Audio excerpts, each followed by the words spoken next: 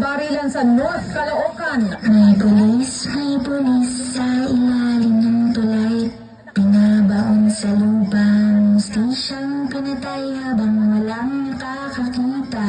Tulog na ang sistema, serbisyo niya'y hindi sa'yo kung wala kang pera.